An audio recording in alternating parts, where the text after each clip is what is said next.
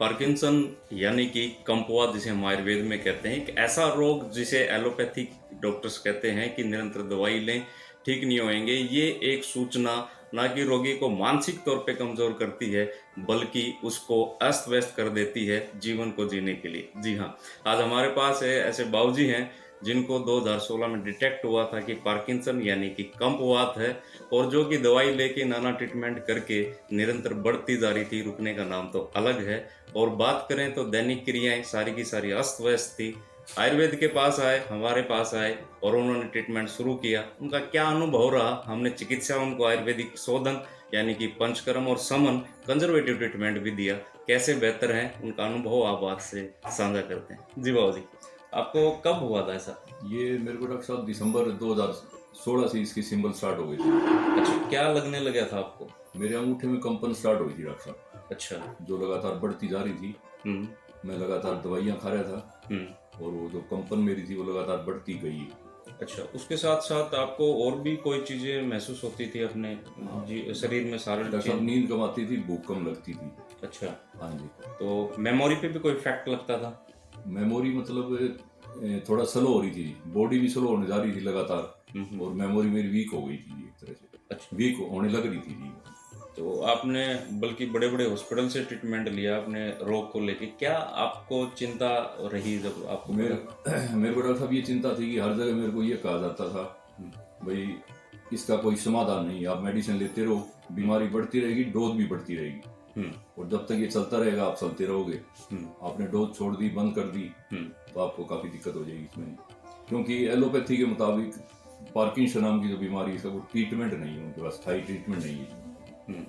तो हमने जैसे कि आपका ट्रीटमेंट स्टार्ट किया, अक्टूबर में आप हमारे पास आए, तो ट्रीटमेंट करने के एक महीने में आपको क्या इफेक्ट नजर आया? मेरे को डॉक्टर साहब सबसे बड़ा जो इफेक्ट है वो ये आया कि मेरी बीमारी है आपके ट्रीटमेंट से यहाँ रुकी हुई है।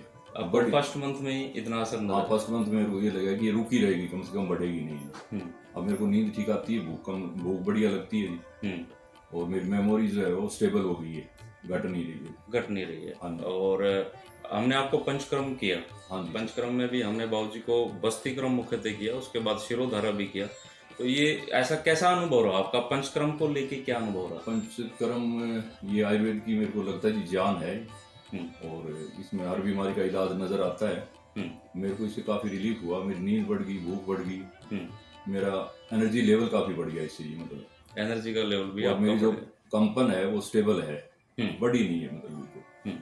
बात करें तो एक ऐसा रोग होता है कम्पवात, जिसमें कि रोगी की कंपन और बॉडी का बैलेंस धीरे धीरे बिगड़ता जाता है, इसलिए वो अपने आप को असमर्थ शारीरिक तौर पे करता है। तो जब शारीरिक असमर्थता होती है तो मानसिक तनाव भी बढ़ जाता है, जिससे कि डिस्टर्ब स्लीप भी डिस्टर्ब होना एक स्वाभाविक है। और आयुर्वेद में बताया गया है, आहार, निद्रा और ब्रह्मचर्या 3 स्तंभ हैं हमारे शरीर को बैलेंस करने के लिए। अगर नींद और भूख ठीक हो जाती है तो हमारी स्टेबिलिटी शारीरिक तौर पे भी बढ़ जाती है। अब बात करें बाबूजी, तो आपको पहले ऐसा भी लगता था कि मुझे उठना है या बैठना है तो ब्रेन को एक मैसेज देना पड़ता था, रिपेयर करना पड़ता था, प्रिपेयर करके फिर उठ पाते थे, ऐसा होता था? उसमें क्या फर्क आपको नजर आया? मेरी बॉडी स्लो हो गई थी डॉक्टर साहब सारी। जैसे कोई भी काम करने के लिए मुझे जब मैं ब्रेन ब्रेन ब्रेन मतलब तुरंत काम नहीं करता था उसमें, टाइम लगता था, भाई ये करना है, मेरे को फोन उठाना है, उठना है, बैठना है। अब वो बिल्कुल लुप्त है। वो काफी हद तक कंट्रोल में, नियंत्रण में काफी हद तक। अब आप इमिडिएटली उठ जाते हैं, बैठ जाते हैं, ऐसा? आप बिल्कुल सर, कभी उठ जाओ कभी बैठ जाओ, कोई दिक्कत नहीं है उसमें मतलब। और उसके साथ साथ एक और चीज बाबूजी को सफर कर रही थी, वो था नी अर्थराइटिस। और नी अर्थराइटिस के लिए भी उसमें हमने पंचकर्म तो किया, उसके साथ साथ बाबूजी को पर्टिकुलर जो थेरेपीज हैं वो भी की। तो उसमें आपको कितना असर नजर आया? घुटने में मेरे को काफी रिलीफ है इससे, आपकी पद्धति से डॉक्टर साहब। पहले आप ऑर्थोपेडिक ट्रीटमेंट भी कर रहे थे और बेहतर से बेहतर कर रहे थे, और पीड़ा जो की त्यों थी? पीड़ा जो की तो थी, पेन किलर ले तो पीड़ा खत्म होती थी, अदरवाइज पीड़ा आपको बरकरार रहेगी। अब आप उठते बैठते हैं तो घुटने में कोई पेन पीड़ा? मेरे को बहुत रिलीफ है डॉक्टर साहब इसमें, मतलब काफी रिलीफ है। तो बाबूजी ने देखिए, जब भी कोई चिकित्सा हम ऐसे रोग की करते हैं तो चिकित्सक के भावपूर्ण ठीक करने के होते हैं, उसके साथ रोगी की भी पूर्ण श्रद्धा जब चिकित्सक पे और चिकित्सा पे, यानी कि विशेषकर जो चिकित्सा हम ले रहे हैं, ट्रीटमेंट ले रहे हैं, उस पे होती है, तो हमें हर चीज, हर मंजिल इजीली मिल जाती है, आसानी से मिल जाती है। बाबूजी भी एक ऐसे उदाहरण है जिन्होंने हम पे पूर्ण विश्वास किया, आयुर्वेद में श्रद्धा अपनी अर्पण की और आज उस रोग को उस लेवल पे स्टेबल कर चुके हैं, बैलेंस बनने लगा है, उठ बैठ सकते हैं, दैनिक क्रियाएं अपनी जितना संभव हो सकता है उतनी कर रहे हैं। और पहले के कंपेयर में जो दवाइयाँ आप ले रहे थे, सिंडोपा आप ले रहे थे, तो उसकी डोज का ड्यूरेशन भी आपने बताया कि मैंने बढ़ाया। सिंडोपा तो मेरी वो कंटिन्यू चली डॉक्टर साहब। वो पहले मैं एक टेबलेट एक टाइम में लेता था, वो 2 टाइम में आप लेनी पड़ती है मेरे को। उसका जो ड्यूरेशन है वो काफी बढ़ा हुआ है। पहले बीमारी नियंत्रण में है डॉक्टर साहब। पहले बाबूजी को सिंडोपा जो होता है एक टाइम फिक्स था, उस पर लेनी पड़ती थी। अब इन्होंने एक डोज को स्किप किया और स्किप करके उसके ड्यूरेशन को बढ़ाया, तो उसके बावजूद भी बैलेंस में है। तो चिकित्सा संभव है या नहीं है ये तो प्रभु जानता है, लेकिन एक चिकित्सक को पूरा प्रयास एक रोगी को ठीक करने के लिए करना चाहिए, क्योंकि सूत्र जो भी है तो चिकित्सा सूत्र और आयुर्वेद विशेषकर बात करें तो एक रिसर्च साइंस है, वो शोधित साइंस है, जिसको अप्लाई करें तो पूर्ण हमें विश्वास के साथ में फल मिलता ही मिलता है। और आयुर्वेदिक चिकित्सा ना कि शारीरिक है बल्कि मानसिक और बौद्धिक चिकित्सा भी होती है। अब आप आराम से सो के उठते हैं, नींद पूरी होती है। हाँ, नींद पूरी होती है डॉक्टर साहब, बिल्कुल। और पहले उठते थे तो एनर्जेटिक फील नहीं करते थे, अब एनर्जी लेवल मेरा कम हो गया था डॉक्टर साहब दवाइयाँ खाने से लगातार। और सारा दिन मेरे को नशा चढ़ा रहता था। चाय ज्यादा लेनी पड़ती थी डॉक्टर साहब उसमें। अभी हमने आपको पंचकर्म में बिल्कुल ही डाइट रिस्ट्रिक्ट की, वो ठीक लगे आप? हाँ, वो ठीक लगे, उससे कोई दिक्कत नहीं हुई। 1-2 दिन तो भूख लगी थोड़ी, बाद में आपके हिसाब से चलने पे मेरे को कोई दिक्कत नहीं हुई। अक्सर लोग कहते हैं कि पंचकर्म करना इतना समय देना संभव नहीं है, तो आप बात करें व्यक्तिगत तौर पे भी पंचकर्म में शारीरिक, मानसिक, बौद्धिक तीनों चीजें हम कहते हैं कि पूर्ण होती हैं, तो मेडिटेशन लेवल भी व्यक्ति का बढ़ता है। आपका एक पर्टिकुलर कोई ऐसा अनुभव साझा करें जो आपको अब तक अनुभव नहीं हुआ था और अब अनुभव हुआ पंचकर्म से। डॉक्टर साहब, मैंने 2018 में NIA जयपुर में भी पंचकर्म करवाया था जी।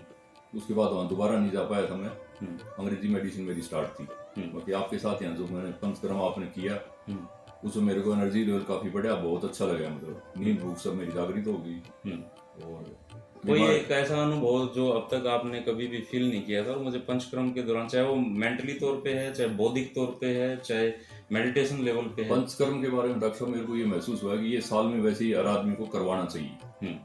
इससे आपको हर फील्ड में, मतलब हर फील्ड में मेरे को इसमें प्रोग्रेस हुई है जी। नींद में, भूख में, मतलब एक पर्टिकुलर चीज ना होकर सब चीजों में इसमें इम्प्रूवमेंट होती है।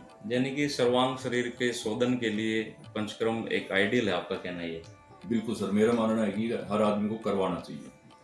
बाबूजी का बहुत बहुत धन्यवाद करेंगे जिन्होंने अपना व्यक्तिगत अनुभव हम लोगों से शेयर किया। और आप लोगों को भी अगर ऐसी पीड़ा रहती है तो नज़दीकी किसी भी आयुर्वेदिक संस्थान पे आप संपर्क करें, अपने चिकित्सक पे और अपने जो भी चिकित्सा ले रहे हैं ट्रीटमेंट उस पर पूर्ण विश्वास करें, श्रद्धा के साथ आगे बढ़ें, क्योंकि आयुर्वेद शारीरिक, मानसिक, बौद्धिक तीनों विकास करता है। और आयुर्वेद का तो मकसद ही ये है, स्वास्थ्य से स्वास्थ्य रक्षण मातुर से विकार प्रशमनम से, यानी कि स्वस्थ व्यक्ति के भी स्वास्थ्य की रक्षा करना आयुर्वेद में है। और रोगी होने पर रोग का निवारण कैसे किया जाए वो भी आयुर्वेद आपको बताता है। दीर्घ आयु यानी कि दीर्घ आयु और एक स्वस्थ आयु कैसे जिए वो भी आयुर्वेद आपको बताता है। तो आपको कोई भी पीड़ा है तो नजदीकी चिकित्सक से संपर्क करें, आयुर्वेद पे विश्वास करें, आप अवश्य ही अपना समाधान पाएंगे। Thank you.